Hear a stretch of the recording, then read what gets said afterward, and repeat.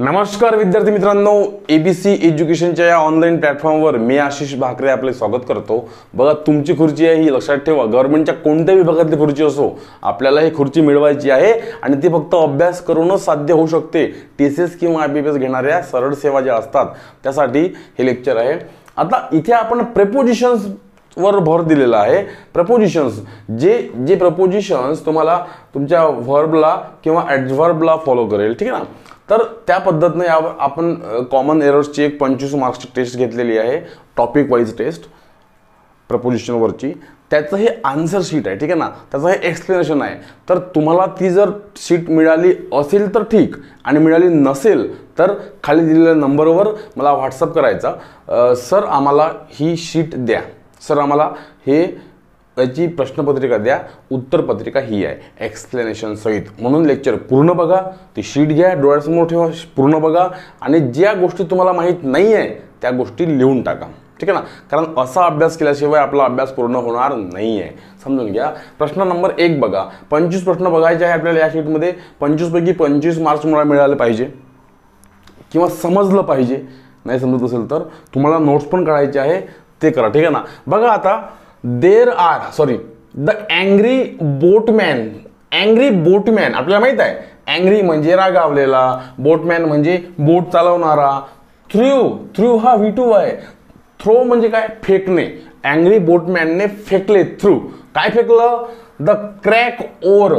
Crack म्हणजे काय, crack पडलेलं, हा ॲडजेक्टिव्ह आहे ऍक्च्युअली या ठिकाणी, ठीक आहे ना। कारण ओरचा अर्थ काय होतो, ते वल्ले। आपण जेव्हा एखाद्या याच्यात बसतो, नाळमध्ये बसतो, तर ते असं ना, वल्ले वल्लव रे नखवा ओ, ते वल्ले, ते गाड्या, ठीक आहे ना। पण त्या कशा तुटलेल्या होत्या, क्रॅक झालेल्या होत्या, म्हणून त्याने काय केलं, बोटमॅनने काय केलं, ते फेकून दिल्या। The angry boatman throw the crack oar into the river and return home. त्याने त्या फेकून दिल्या आणि तो निघून गेला। आता यामध्ये काय चुकी आहे बघा, तर चुकी बघताना तुम्हाला प्रत्येक गोष्ट बघायची आहे। बघा, इथे अँग्री बोटमॅनचं काही गरज आहे काय, काही चुकीचं आहे का नाही आहे। V2 म्हणजे हा हे बरोबरच आहे। द क्रॅक ओर, आता तुम्हाला या ठिकाणी क्रॅक ओर म्हणजे काही फरक आहे का, क्रॅक म्हणजे तर वर्ब होतो, पण इथे तो ॲडजेक्टिव्हची भूमिका बजावतो। जसं मी जर म्हटलं असेल, I have broken a window, I have broken a window, मी खिडकी तोडलेली आहे। इथे ब्रोकन हा वर्ब आहे, V3 आहे, हॅव नंतर आलेला। पण मी जर म्हटलं असेल, this is a broken window, this is a broken window. आता या ठिकाणी विंडो नाव नाही, नाऊन बद्दल विशेष माहिती कोण देते, तर विशेष माहिती देते ब्रोकन। इथे हा ॲडजेक्टिव्ह ठरतो आहे, ॲडजेक्टिव्ह ठरतो। शब्द एकच, फक्त हा जो आर्टिकल आहे हा इकडे तिकडे गेल्याने वाक्याचा अर्थ चेंज झालेला आहे। This is a broken window, window आहे ती नाऊन आहे, आणि विंडो कशी आहे, तो ब्रोकन आहे, तुटलेली आहे, ठीक आहे ना। एज्युकेटेड पर्सन, तर तो ॲडजेक्टिव्ह असतो। आणि म्हणून तसंच हे ओर जे आहे, वल्हे, ठीक आहे ना, तर याच्याबद्दल विशेष म्हणजे कोण सांगतो, तर क्रॅक हा ॲडजेक्टिव्ह आहे, बरोबरच आहे। मग क्रॅक इनटू, इथे तुम्हाला काहीतरी मिळू शकते, into the river and return home, बरोबर आहे, रिटर्न ईडी लावा या ठिकाणी, ठीक आहे। आता इंटू लावल्यापेक्षा तुम्हाला इंटू आणि इन मधला फरक बघा। इन आणि इंटू मधला फरक तुम्हाला माहित असेल तर तुम्हाला याचं उत्तर येणार। बघा, ऑलरेडी कोणीतरी आत असेल, आपण त्याला इन म्हणतो। He is in the room, she is in the hall, they are in the cabin, ठीक आहे ना। ते ऑलरेडी आत आहे, ते दाखवते स्थिती, ते ऑलरेडी आत आहे। पण जर गती असेल, हा चालला, हा आत बघा चालला, याला म्हणतो आपण इंटू। इन आणि इंटू मध्ये हा फरक आहे। She is coming in to the room, they are going in to the room, they are going in to the hall, म्हणजे बाहेरून आत येणे। समजा इथे कोणीतरी ऑलरेडी, हे नदी आहे, या नदीत कोणीतरी ऑलरेडी पोहत आहे, आपण काय म्हणू, they are in the swimming pool, they are swimming in the swimming pool, हा। पण जर हे नदी आहे आणि इथे रोड आहे, इथे हे सगळं आहे, प्लॅटफॉर्म आहे, हा आपण आलो आणि वरून उडी मारली, जंप मारली पाण्यामध्ये, आपण काय म्हणू, he jumped into the water, he jumped into the river, he jumped into the swimming pool, म्हणजे ऑलरेडी आत असते त्याला आपण इन म्हणतो, आणि बाहेरून आत येणे, मग ती स्विमिंग पूलमध्ये असो, ते रूममध्ये असो, हॉलमध्ये असो, बाहेरून आत जाणे त्याला म्हणतो आपण इंटू. तिथे इंटू लावतो. म्हणजे या ठिकाणी हा जो क्रॅक ओव्हर इंटू, मग इंटू बरोबर आहे का सर? तर नाही, इथे इंटूच्या ऐवजी फक्त इन पाहिजे होता. जरी बाहेरून आत जाणे, जरी त्याने काड्या फेकलेल्या असेल, पण त्याने तो ऑलरेडी आत होता, तो ऑलरेडी त्या पाण्यामध्ये होता, त्याला वाटलं की तुटलेल्या काड्या त्याने फेकून दिल्या आणि घरी परतला, ठीक आहे ना. म्हणून तो ऑलरेडी पाण्यात जर असेल आणि त्यानं काहीतरी पाण्यात फेकलं असेल, त्याला इन लावायचं. तो जर बाहेरचा कोणीतरी असता, बाहेरून काहीतरी बॉटल फेकली असती पाण्यात किंवा काहीतरी फेकलं असतं पाण्यात, तर त्याला काय म्हटलं असतं आपण, he threw something in to the water. पण तो वॉटरमॅनच आहे, तो वॉटरमध्ये काम करणारा माणूस आहे, त्याने जर काहीतरी फेकलं त्याला आपल्याला इन लावायचं आहे. इतका बारीक फरक तुम्हाला समजला पाहिजे, तेव्हा तुम्हाला TCS सारख्या एक्झाममध्ये मार्क्स मिळू शकतात, ठीक आहे ना. बी चुकीचं आहे, इथे बी मध्ये चूक आहे, तर बी उत्तर बघा. जे उत्तर आहे, ज्या ठिकाणी, ज्या भागामध्ये, आता हा ए भाग झाला, हा बी भाग झाला, असं याला ए नाही म्हणायचं, याला बी नाही म्हणायचं, मग डीला काय म्हणाल? म्हणून हा डी आहे, हा सी आहे, हा बी आहे आणि हा ए आहे, ठीक आहे ना. म्हणून मग बी मध्ये प्रॉब्लेम आहे ना, तुमचं उत्तर बी करेक्ट आहे, असे उत्तर लिहायचे असतात, ठीक आहे. नंतर बघा,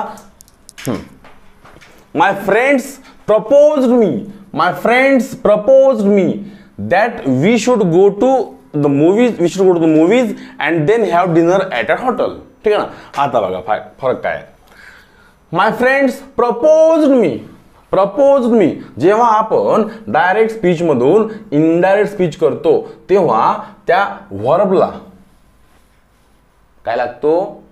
त्या व्हर्बला टू लागत असतो. मग propose to me, she propose to me, he propose to me असं पाहिजे होतं. या ठिकाणी बघा सजेस्टेड नंतर पण टू लागतो. He suggested to me, he suggested to his friends that they should start dancing, किंवा she reported to me. आता हे सर्व तुम्हाला डायरेक्ट इनडायरेक्ट स्पीच जर तुम्हाला चांगल्या पद्धतीने माहित असेल तर तुम्हाला हे समजेल, नसेल माहित तर समजणार नाही, ठीक आहे ना. म्हणून तुम्हाला बेसिक पासून सर्व अभ्यास सुद्धा करायचा आहे, एकदम बेसिक पासून, ठीक आहे ना. she reported me that the house had fallen down, बरोबर आहे. म्हणजे इथे रिपोर्टेड टू, सजेस्टेड टू सारखं इथे प्रपोज टू सुद्धा पाहिजे होतं. लिहून टाकत चला. तुम्हाला नुसते लेक्चर बघायचं नाही आहे मित्रांनो, रजिस्टर समोर ठेवा, जे मी बोलतो ते लिहत चला, एक एक नियम लिहत चला. सांगता येत नाही कोणता नियम कधी तुम्हाला कामी येईल. आणि पेपर होणार आहे आपले तलाठीचे किंवा कोणते नगर परिषदेची जागा आहे समोर, भरपूर गोष्टी आहे, भरपूर परीक्षा आहेत, तर तुम्हाला कशातही हे उत्तर कामी येऊ शकतात, ठीक आहे ना.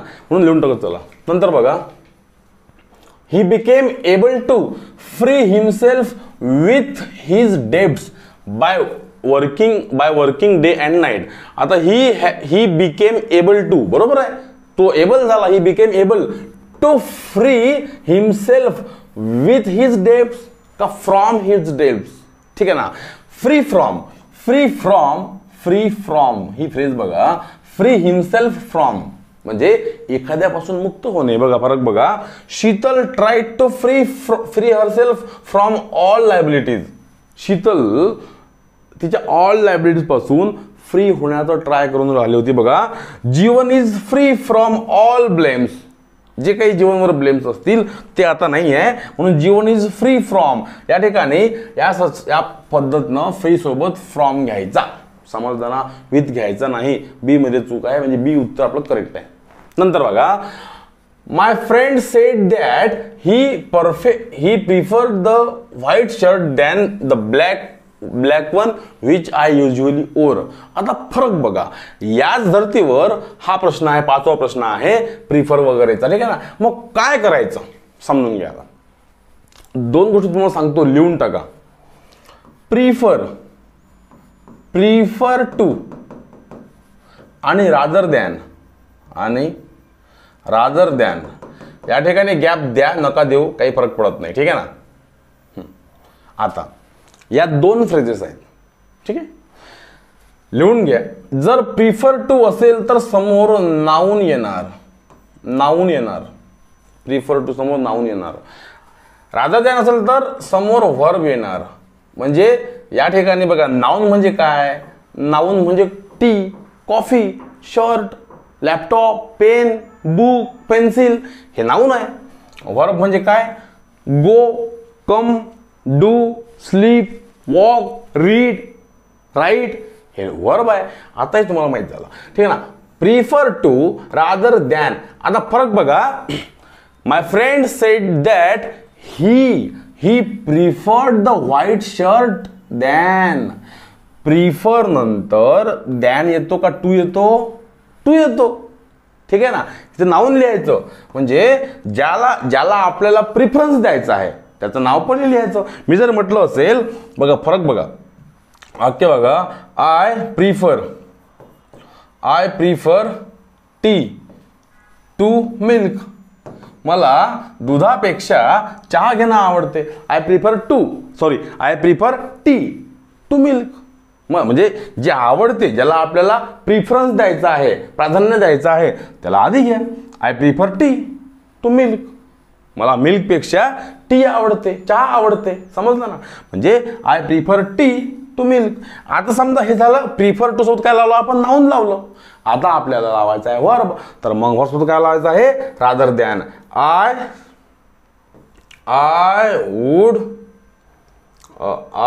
Would go rather than stay here. I would go. मी जाणं पसंत करेल. कशापेक्षा? इथे थांबण्यापेक्षा. म्हणजे इथे वर्ब आला. बघा काय म्हटलं मी? रादर दॅनच्या वाक्यामध्ये वर्ब येतो. गो आला, वर्ब आला. स्टे म्हणजे मी जाणे पसंत करेल इथे थांबल्यापेक्षा. समजलं ना. इथे मला चहा आवडेल दूधपेक्षा. तर जेव्हा नाऊन येतो वाक्यामध्ये तेव्हा तुम्हाला प्रिफर टू घ्यायचं असते. जेव्हा वर्ब येतो वाक्यामध्ये तेव्हा तुम्हाला रादर दॅन घ्यायचं असते. या ठिकाणी प्रिफर आहे, प्रिफरच्या वाक्यात दॅन आहे. वाक्य चूक. नेम बघा कसं आहे. ह्या सगळ्या गोष्टी समजल्या पाहिजे. जर समजल्या नाही तर तुम्हाला परीक्षेमध्ये मार्क्स कमी मिळतील. पर्यायाने तुम्ही मागे फेकले जाल, आउट ऑफ कॉम्पिटिशन व्हाल, ठीक आहे ना. म्हणून माय फ्रेंड सेड दॅट, माझा मित्र मला म्हणाला की he preferred the white shirt to the black shirt which I usually wore. त्याला व्हाईट शर्ट आवडते ब्लॅक शर्ट पेक्षा. समजून घ्या, लिहून घेत चला, पॉज करून घेत चला, ठीक आहे ना. शी ऑलवेज इन्सिस्ट दॅट, ती आग्रह करते. She prefer to go home to stay where, ठीक आहे ना. आता इथे बघा काय म्हटलं मी? गो आणि स्टे दोन्ही वर्ब आहे. मग जर दोन्ही वर्ब असतील तर तुम्हाला प्रिफर टू घ्यायचं की रादर दॅन घ्यायचं? रादर दॅन घ्यायचं आहे. म्हणून या ठिकाणी she always insist that she rather than go home. She would पण चालतो त्या ठिकाणी, वुड लावत असतो. She would rather than go to stay anywhere at night. म्हणजे कुठेतरी थांबल्यापेक्षा जाणं पसंत करेल, ठीक आहे ना. इथे she would rather than go किंवा she would rather go than stay असंही म्हणतात आपल्याला. दोन गोष्टी आहे, समजा ना. या गोष्टी कायम लक्षात ठेवत चला. नंतर बघा, glimpses to the religious side. Glimpses म्हणजे काय होते? चमक. ग्लिम्सेस चमक, झलक, ठीक आहे ना. तर glimpses to the religious side of his nature म्हणजे रिलिजियस साइड म्हणजे काय होते? एक धार्मिक बाजू, त्याच्या स्वभावाची एक धार्मिक बाजू, त्याची झलक, त्याच्या स्वभावाच्या धार्मिक बाजूची झलक. थोडंसं कठीण जाते सुरुवातीला, पण एकदा सराव झाला की सोपं राहते. म्हणून अभ्यास करणं आवश्यक आहे. हे लेक्चर्स पूर्ण बघणं आवश्यक आहे, ठीक आहे ना. Glimpses to the religious side of his nature appear in the majority of his plays. फरक बघा कसा आहे. ग्लिम्सेस नंतर टू नसतो लागत तर ऑफ लागत असते. Glimpses of the religious side, ठीक आहे ना. ग्लिम्सेस ऑफ मोदी बघा, ही टूक a quick glimpse at the map. इथे ग्लिम्स नंतर ॲट लागू शकते पण टू लागणार नाही. ग्लिम्स नंतर ऑफ लागू शकते, टू लागणार नाही. I saw the glimpse of Narendra Modi, म्हणजे एक झलक पाहणे मोदीची डोळ्यांनी. अरे बाप रे, मी मोदीला पाहिलं. असेल मोदी असो, कोणी राहुल गांधी असो, अरविंद केजरीवाल असो, किंवा कोणाचं आवडतं ते BRSचे ते हे असेल, चंद्रशेखर राव असेल, किंवा आपले कोणी राज ठाकरे असतील, बाळ ठाकरे असतील, किंवा उद्धव ठाकरे साहेब असतील, ठीक आहे ना. तर कोणीही घ्या, किंवा शरद पवार असतील, तुम्हाला जो द्यायचा तुम्हाला आवडतो तो घ्या, ठीक आहे ना. मग बघा, I saw glimpse of Narendra Modi, मी त्यांची झलक पाहिली असा अर्थ. He has seen glimpse of her, त्याने तिची झलक पाहिली, ठीक आहे ना. आणि म्हणून इथे ग्लिम्स टू नव्हते लागत, ग्लिम्स ऑफ लागेल किंवा ग्लिम्स ॲट लागेल, ठीक आहे ना. Hardly had we settle down for the night's rest when we were startle. Startle म्हणजे काय होते बघा, स्टार्टल म्हणजे काय होते, एखाद्याला घाबरवणे, एखाद्याला घाबरवणे, ठीक आहे ना. Startle bye the loud noise being made outside the house. बघा, वी हार्डली हॅड, आता तुम्हाला ऍक्च्युली हे समजलं पाहिजे, हार्डली हॅड नंतर मग काय आपल्याला वेन लागतो, ह्याचे जे घटनाक्रम आहे किंवा याचं जे रचना आहे समजली पाहिजे. म्हणजे आम्ही एक काम करतो ना करतो तोच आम्हाला काहीतरी आवाज आला, ठीक आहे ना. म्हणजे hardly we had settle down, आम्ही सेटल होतो न होतो तोच. समजा आता हे लोक एखाद्या घरात गेले असतील, एखाद्या हवेलीत गेले असतील, जुनी हवेली आहे, वाडा आहे, बंगला आहे, घर आहे, ठीक आहे ना, कुठेतरी गेले असतील, हे सेटल होते न होते तोच. मग ते पिकनिकला असो, एखाद्या मिटिंगसाठी असो, कोणासाठी असो, ठीक आहे ना. मग ते त्या बिल्डिंगमध्ये, त्या घरामध्ये सेटल होते न होते तोच, त्याचा अर्थ असा होतो, ठीक आहे ना. म्हणून hardly had we settle down for the night's rest, रात्रीच्या रेस्टसाठी आम्ही सेटल होतो न होतो तोच. व्हेन वी वेर स्टार्टल्ड, आम्हाला घाबरवलं गेलं. स्टार्टल्ड बाय, बघा बाय आहे का नाही, हा स्टार्टल्ड बाय आहे, V3 नंतर वॉज वेअर नंतर V3 आहे, नंतर बाय आहे, म्हणजे हे आहे पॅसिव्ह व्हॉइस. म्हणजे आम्हाला घाबरवलं गेलं, आम्ही नाही घाबरलो, आम्हाला घाबरवलं गेलं, ठीक आहे ना. म्हणून when we were startled by the loud noise, आम्हाला मोठ्या आवाजात घाबरवलं गेलं, मोठा आवाज आला, ठीक आहे ना. Noise being made outside the house, आम्हाला हाऊसच्या बाहेरून, घराच्या बाहेरून काहीतरी आवाज आला, आम्ही घाबरलो, ठीक आहे ना. घाबरवलं गेलं म्हणजे स्टार्टल त्याला म्हटलं ते. आता फरक कोणता आहे मित्रांनो या ठिकाणी, we were startled by, startled by, startle बायच्या ऐवजी या ठिकाणी स्टार्टल ॲट लिहायचं असतं. बघा, आपण जेव्हा ॲक्टिव्ह व्हॉइसचे पॅसिव्ह व्हॉइस करतो तेव्हा आपण प्रत्येक ठिकाणी बाय वापरतो, by by by by by आपण प्रत्येक ठिकाणी वापरतो, ठीक आहे ना. पण असे काही शब्द असतात ज्यांच्यानंतर बाय नसतं लागत. जसं मी जर म्हटलं असतं, बघा, मी जर म्हटलं आय सॅटिस्फाईड माय डॅड, मी माझ्या बाबाला शांत केलं, त्यांना समाधानी केलं, ठीक आहे ना. माझा निकाल चांगला आला असेल तर माझे बाबा याने समाधानी झाले, ठीक आहे ना. मग याचं पॅसिव्ह करा बरं, याचं पॅसिव्ह कसं होईल, माय डॅड, माय डॅड, माय डॅड पास्ट टेन्स आहे म्हणून was, my dad was satisfied, satisfied, my dad was satisfied. आता बाय मी लिहिता का, बाय मी नका लिहू, तिथे बाय सॅटिस्फाईड नंतर बाय नसतं येत, तिथे येते विथ मी, ठीक आहे ना, असं. आणि म्हणून इथे बायच्या अगोदर, बायच्या ऐवजी विथ लागतो. म्हणजे असं नाही गरजेचं की प्रत्येक पॅसिव्हमध्ये बायच लागतो, हे गरजेचं नाही आहे. ते आहे 99% तेच लिहितो आपण, पण 1% आपल्याला प्रेपोजिशन्स बदलवायचे असतात, ठीक आहे ना. आणि म्हणून ते असं आहे, इथे स्टार्टल ॲट पाहिजे होतं, स्टार्टल बाय नव्हतं पाहिजे, आम्हाला घाबरवलं गेलं, ठीक आहे. मग बघा, स्टार्टल म्हणजे काय होते, घाबरवलं जाणे, स्केअर्ड, अपाल, इंटिमिडेट, हे हां इंटिमिडेट, फ्रायटन, हॉरिफाय, हे सर्व वर्ब आहे, ठीक आहे ना. हे सर्व स्टार्टलचे सिनोनिम्स आहे, हे पण लिहून टाका, पेपरला येऊ शकते, काही येऊ शकते, ठीक आहे ना. बघा, I was amazed at her beauty, मी तिच्या ब्युटीवर भाळलो किंवा अमेज झालो, मला आश्चर्य वाटलं, ठीक आहे ना. We were surprised at it, आम्ही सरप्राईज झालो याबद्दल, ठीक आहे ना. The doctors were astonished at the speed of his recovery, तो इतक्या फास्ट रिकवर झाला पेशंट की डॉक्टर सुद्धा आश्चर्यचकित झाले, ठीक आहे ना. आणि म्हणून amaze at, surprise at, astonish at या सर्वांना ॲट लागेल पॅसिव्ह करताना. समजलं ना. इथे बघा डॉक्टर्स वेअर ॲस्टॉनिश म्हणजे पॅसिव्ह व्हॉइस आहे तो. वॉज वेअर नंतर V3 आला, पॅसिव्ह व्हॉइस आहे, तरीही त्याला बाय नाही लागला, ॲट लागला. समजलं ना. प्रत्येक गोष्ट समजून घ्यायला लिहून घ्यायचं आहे. There appears to be very little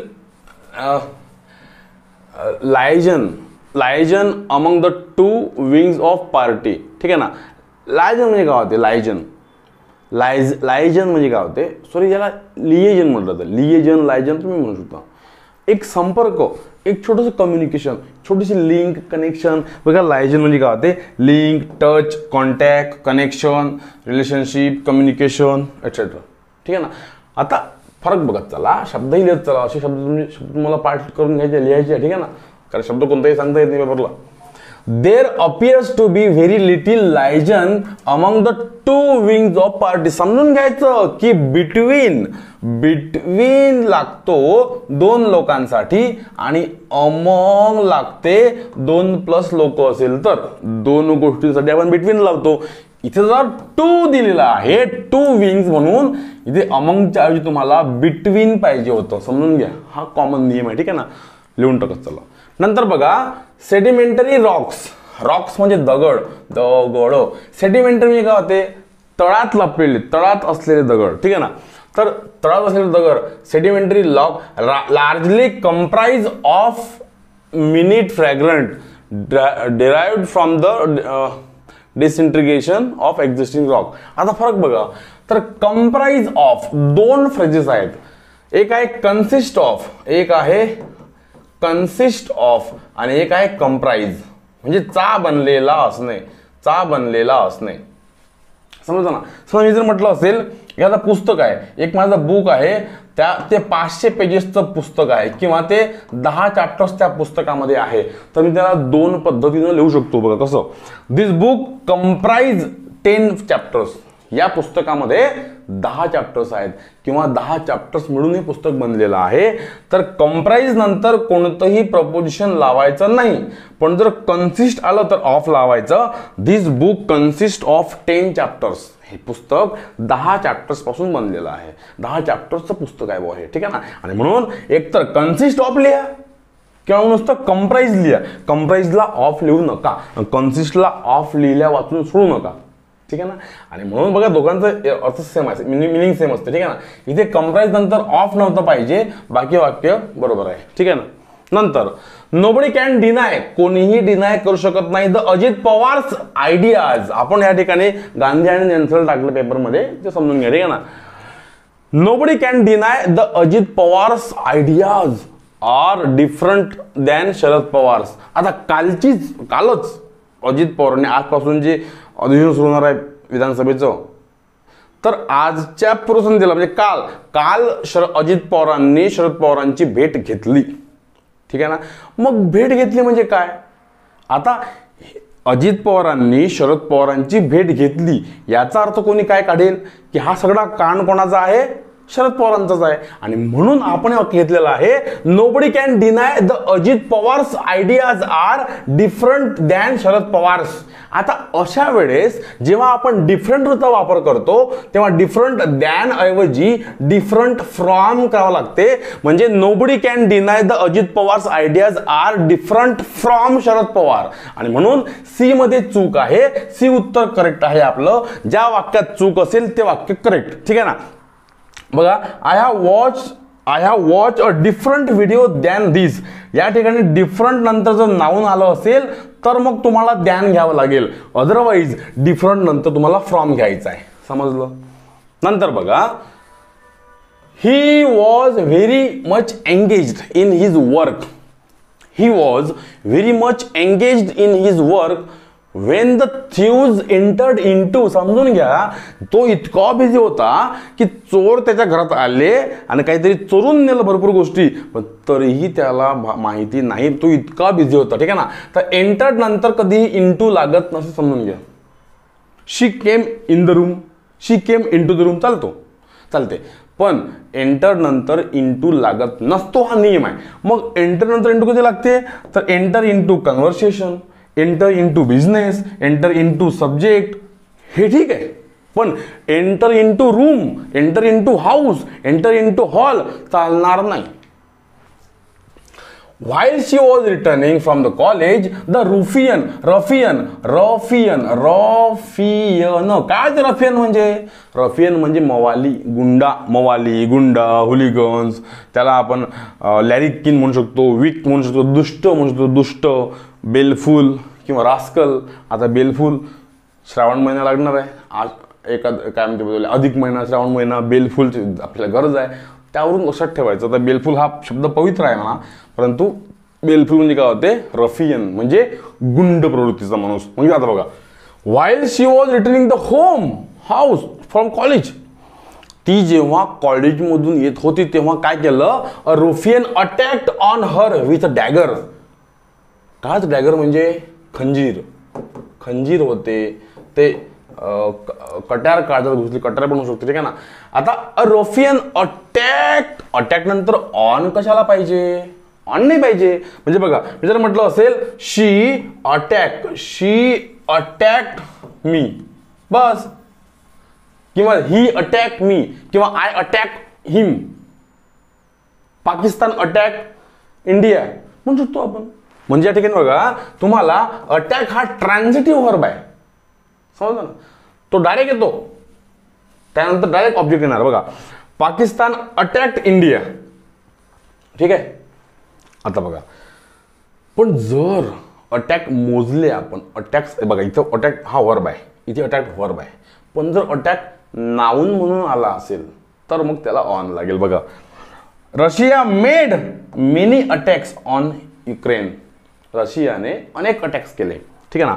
China made an attack on India. बघा, इथं मेड हा वर्ब आहे, समजून घ्या वर्ब आणि नाऊन मधला फरक. हा वर्ब इथे आहे, हा इथे वर्ब आहे.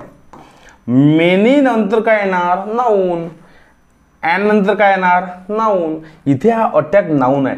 जेव्हा अटॅक हा वर्ब असतो तेव्हा तो सरळ लागतो, त्याला प्रपोजिशनची गरज नाही आहे.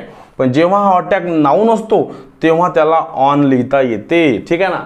याने अनेक अटॅक युक्रेनवर केले आणि चायनाने अटॅक इंडियावर केला 1962 मध्ये. समजलं का? फरक बघून चला, एकदा बघत चला. जर तो वर्ब म्हणून आला असेल तर टू नाही पाहिजे, जर तो नाऊन म्हणून आला अटॅक शब्द तुम्हाला ऑन पाहिजे असतो. हे लिहून घ्या मित्रांनो, हे लिहिल्याशिवाय समोर जाऊ नका, नुसतं पाहून जाऊ नका, हे लिहून घ्या, पॉज करून लिहा, स्क्रीनशॉट मारा आणि लिहा, तेव्हा तुम्हाला समजेल. तुमच्या मित्रांपर्यंतही पोहोचवा. जे लोक अभ्यास करू शकत नाही, महागडे क्लासेस लावू शकत नाही, ज्या लोकांना अमरावतीमध्ये किंवा कोणत्याही जिल्ह्याच्या ठिकाणी जाऊन अभ्यास करायचा नाही आहे, त्यांच्याकडे वेळ नाही आहे, त्या सर्वांपर्यंतही लेक्चर पोहोचवा. एक पुण्य मिळेल, पुण्यच मिळेल. ज्याची ज्यांना गरज आहे त्यांच्याशी हे शेअर करा मित्रांनो, त्यांनाही समजलं पाहिजे.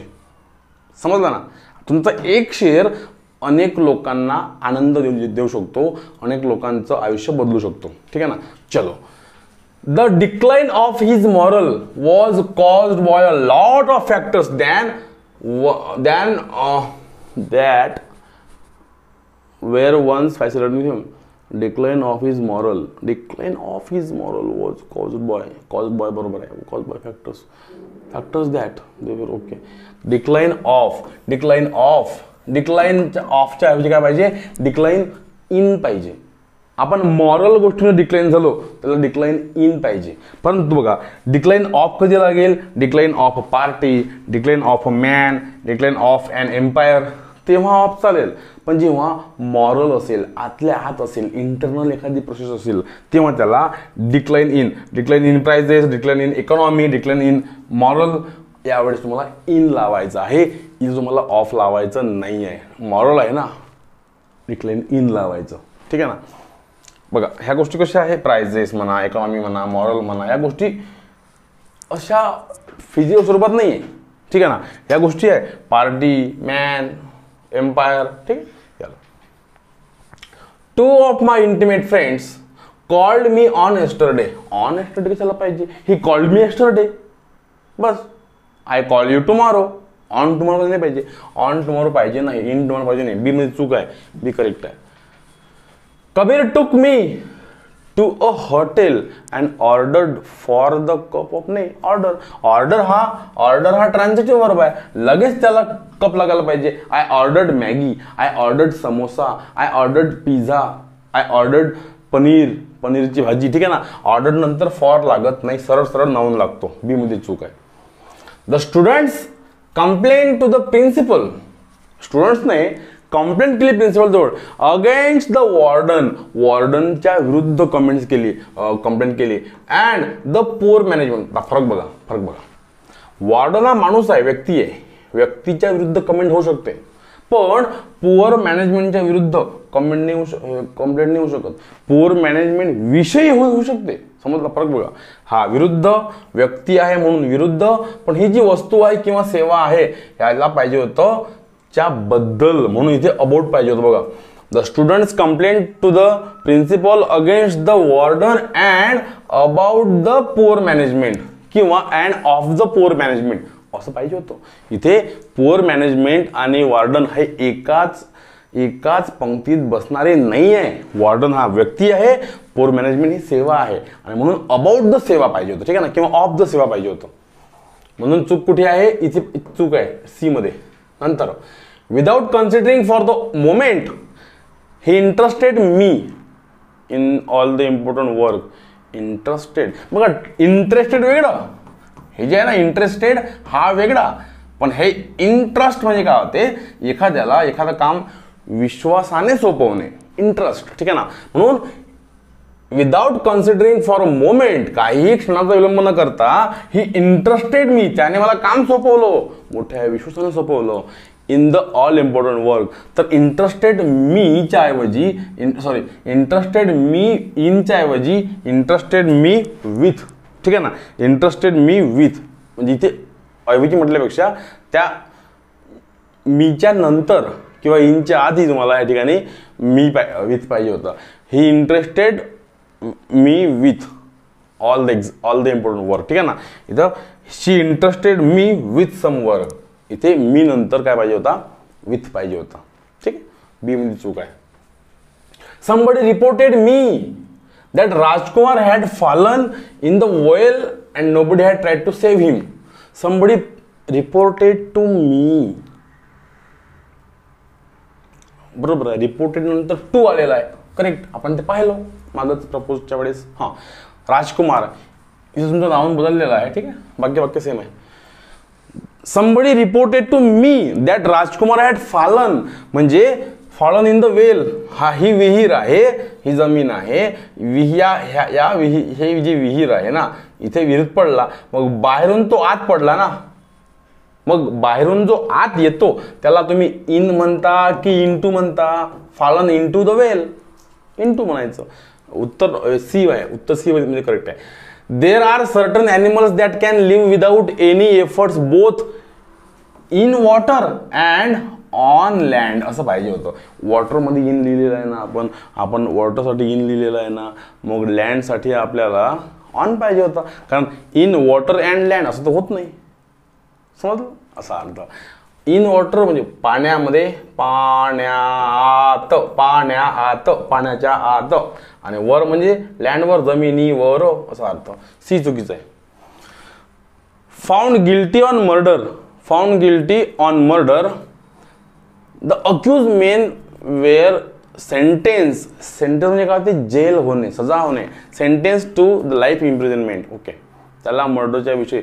मग आता गिल्टी ऑन मर्डरच्या ऐवजी गिल्टी ऑफ मर्डर पाहिजे होतं या ठिकाणी. ठीक आहे ना, guilty of murder, guilty on murder नाही. ठीक आहे ना, बघा he is guilty of theft, त्याला चोरीचा गिल्ट आहे. ठीक आहे ना, असा अर्थ. म्हणून गिल्टी नंतर ऑन नसते लागत, गिल्टी नंतर ऑफ लागते. ए मध्ये चूक आहे. Today he revealed the fact. Okay, today he revealed the fact that he was angry on me, angry with me. Angry नंतर बघा मित्रांनो विथ लागत असते. ठीक आहे ना, angry with me, he angry with me. Okay, my dad is angry with me. बघा, my dad was angry at my behaviour. फरक आहे, अँग्री ॲट आणि अँग्री विथ फरक लिहून घ्या. अँग्री विथ एखाद्या सोबत अँग्री असणे म्हणजे अँग्री विथ. एखाद्या गोष्टीवर अँग्री असणे, अँग्री ॲट माय बिहेवियर. माझं बिहेवियर एक वेगळी गोष्ट आहे, मी वेगळी गोष्ट आहे. मी व्यक्ती आहे म्हणून विथ लावा. माझं बिहेवियर एक दुसरी गोष्ट आहे, घटक आहे, नाऊन आहे, ठीक आहे ना. म्हणजे नाऊन तर आहेच, पण एक सेवा आहे, वस्तू आहे, काय असेल ते एखाद्या वस्तूवर किंवा गोष्टीवर असेल तर त्याला अँग्री ॲट लावायचं, ठीक आहे ना. चलो. He looked upon me level eyed for a few moments before he started speaking. Looked upon me. He looked upon me. He looked at me. Looked at me लागेल. Looked. He looked at me. आपण म्हणतो ना, look at the blackboard. I am looking at the scene. ठीक आहे ना. किंवा I am looking at the blackboard. या ठिकाणी look नंतर upon ने पाहिजे, at पाहिजे बघा. He looked her in the eyes. He looked at her. इथं at पाहिजे, ठीक आहे ना. He looked at. ए मध्ये चूक आहे तिथे. The girl said that she preferred. बघा, prefer आणि rather than ती पहिला आला. Prefer to असेल तर नाऊन लावतो, rather than असेल तर वर्ब लावतो. माझा prefer नंतर the girl said that she preferred the blue gown than the black one. rather नंतर than नसतो लागत तर to लागत असतो. than लागतो, सॉरी, प्रिफर नंतर टू लागतो, रादर नंतर द्यान लागतो, ठीक आहे ना. म्हणून उत्तर नंबर सी मध्ये चूक आहे. द स्मगलर इल्डेड, किंचाळणे किंवा मोठ्याने बोलणे किंवा एक शरणागती पत्करणे. The smuggler yielded for the temptation. Okay, म्हणजे मोहासाठी त्यांनी शरणागती पत्करली. And fell in to the police trap. Fell in to the police trap, बरोबर आहे. ओके, इल्डेड नंतर इल्डेड फॉर, इल्डेड टू, इल्डेडला टू लागेल बघा. Smuggler yielded to a temptation, yielded for नाही लागत हे बघा. They yielded to her, to their enemies. I yielded to my wife. Yielded म्हणजे शरणागती पत्करणे, इल्डेड टू लागतो. इल्डेड फॉरच्या ऐवजी काय घ्यायचं, इल्डेड टू, ठीक आहे ना. नंतर the plan was to go to a movie पाहिजे होता, इथे फॉर नव्हता पाहिजे, टू अ सिनेमा. म्हणजे the plan was to go to the cinema. Plan होता सिनेमाला जायचा, म्हणून टू सिनेमा किंवा टू मूवी लागेल. But owing to certain hindrances it failed. पण तो काही कारणास्तव तो फेल झाला, ठीक आहे ना. इथे फॉर नाही पाहिजे बी मध्ये, म्हणून बी चुकीचं आहे, म्हणून बी बरोबर आहे. तुमची टेस्ट इथे संपली. जर तुम्हाला माझा ऑनलाईन क्लास घ्यायचा असेल तर प्ले स्टोअरला ABC एज्युकेशन ॲप आहे, ते इन्स्टॉल करा. त्यामध्ये जर तुम्ही MPSCची राज्यसेवा कंबाईनचे मुलं असाल तर तुम्हाला ॲडव्हान्स इंग्लिश कोर्स घ्या. जर तुम्ही सरळ सेवाचा अभ्यास करत असाल तर तुम्ही प्री ॲडव्हान्स कोर्स, ठीक आहे ना. त्याला आधी आपण सेमी ॲडव्हान्स म्हणायचो, तर आता आपण प्री ॲडव्हान्स म्हणतो. बघा फरक बघा. मी दोघांची लिंक तुम्हाला खाली टाकून देतो, ठीक आहे ना. ॲडव्हान्स कोर्स MPSCसाठी आणि प्री ॲडव्हान्स कोर्स सरळ सेवेसाठी, ठीक आहे ना. मित्रांसोबत ॲप हे सगळं शेअर करा, व्हिडिओ पण शेअर करा, व्हिडिओत कमेंट करत चला, ठीक आहे ना. महाराष्ट्रातल्या कमेंट तुम्ही कुठून करता, तुम्ही जिल्ह्याचं नाव लिहित चला. पहिले जिल्हा लिहायचा, मग कमेंट करायचं. उस्मानाबाद अमुक, हे बीड अमुक, पुणे अमुक, तुम्ही कमेंट करत चला, ठीक आहे ना. विचारत चला. या कमेंटने काय होते, भरपूर लोकांना कळते, त्यांच्यापर्यंत मॅसेज पोहोचतो, ठीक आहे ना. आणि तुम्हाला काही अडचणी असेल तर मला माझ्या ऑफिसच्या नंबरवर फोन करायचा. फोन नाही उचलला तर मॅसेज टाकायचा. तुमची समस्या त्या ठिकाणीच निकालात काढल्या जाईल, ठीक आहे ना. आणि जुळून राहा पेपर होईपर्यंत, ठीक आहे. थँक्यू.